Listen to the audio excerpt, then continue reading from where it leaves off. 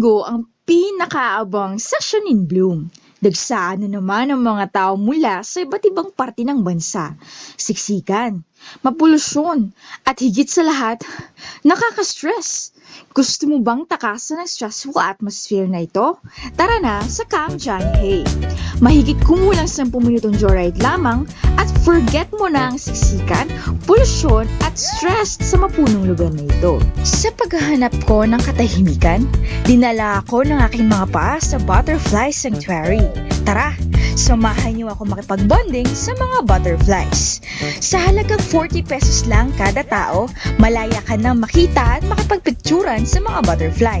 Ang Butterfly Sanctuary na ito ay mahigit 2 dekadang nang nangangalaga at kumukupkop ng mga paru-paro. Ayon kay Loloy, tagapangalaga dito sa Butterfly Sanctuary, 3 klase ng butterfly ang pwedeng makipagbonding sa atin. 2 species ng black at 1 variegated white.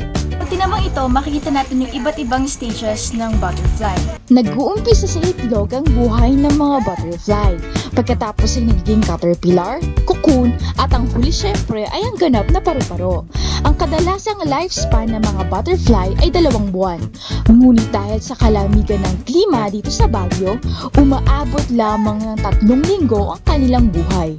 Paliwanag pa ni Loloy, kagaya ng mga reptile na cold-blooded, kailangan painitin ng mga butterfly ang kanilang mga katawan sa temperaturang 30 degrees Celsius upang makasurvive.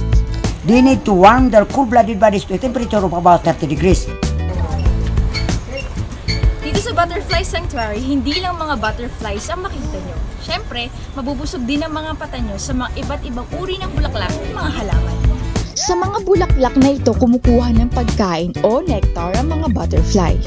Sa aking pagmamasid sa mga butterfly, tila nilipad din nila ang aking stress at pinagaan ang aking pakiramdam. Bakit hindi niyo subukan ng inyong mapatunayan? Mula sa Good News TV, Murphy Gopez, nag-uulat.